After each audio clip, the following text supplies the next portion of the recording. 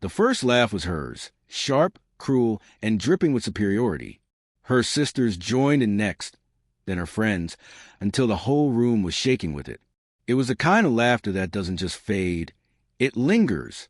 It sticks to you like humidity on a summer night, like the taste of metal in your mouth after biting your tongue.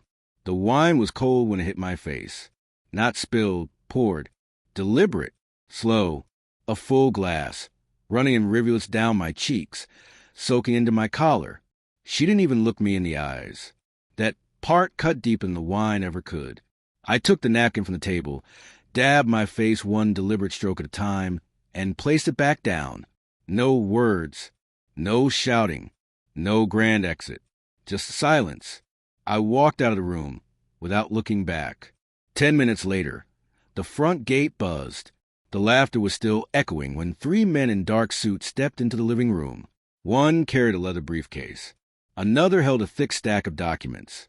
The third, a man with eyes that had seen too much, was Calloway, my private investigator. And that was when the laughter stopped. We had been married for 7 years, together for 10. In the beginning, she used to run to me when I got home, pull me in by the tie, kiss me slow, whisper she missed me like it was the only truth in the world. I used to believe her. 2 years ago, the mask started to crack. Not shatter, just hairline fractures. The kind you don't notice until the whole thing is ready to collapse. Her eyes would glaze when I talked. Her phone never left her hand, not even in the shower. Girls' nights multiplied. The warmth in her smile felt staged. I told myself it was a rough patch, that every marriage has seasons.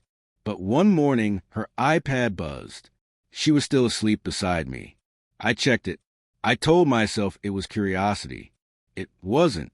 It was instinct. The message read, "You're so much more fun than your husband." A winking emoji. A photo I won't describe. My hands froze. My lungs didn't. I didn't wake her. I didn't shout. Confrontation is for people who want answers. I wanted something else. For the next 6 months, I smiled like nothing was wrong. I memorized every detail, dug deeper than deep.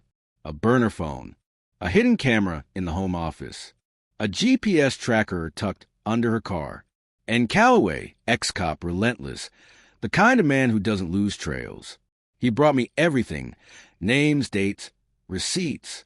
She wasn't just cheating. She was bleeding our joint account dry. Quiet withdrawals, lavish gifts. The man got a watch I bought her. That was when it clicked. This wasn't only betrayal.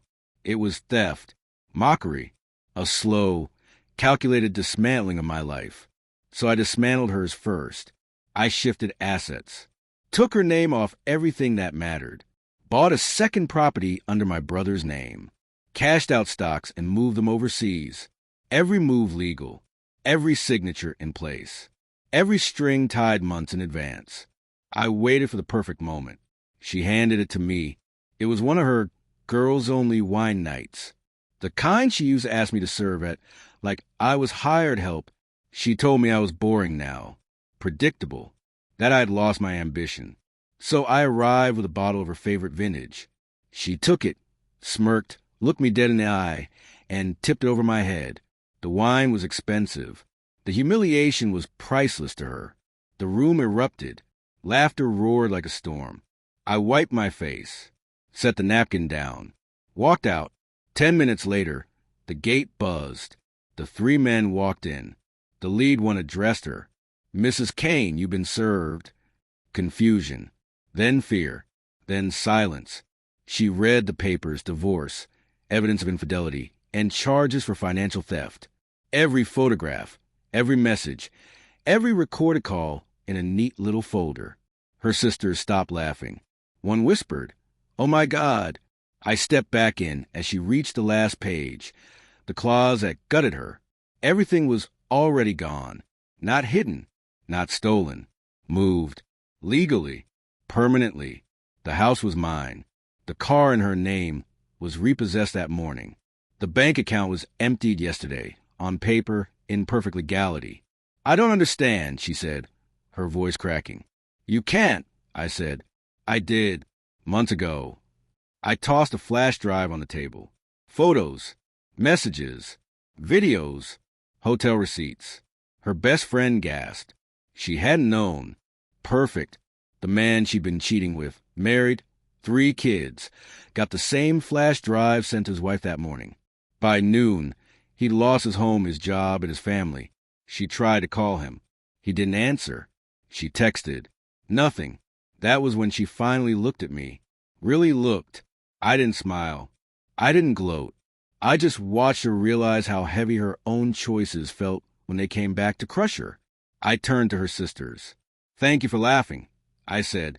"It made this easier." She was gone in 2 days. No alimony. No assets. Not even the couch. Her friend stopped calling. Her sisters split down the middle. Me? I slept fine. I kept the wine-stained shirt, hung it in the back of my closet, not for sentiment, for satisfaction. A reminder that silence doesn't mean surrender. And some men don't shout. Some men wait. They watch. And then they end you, quietly,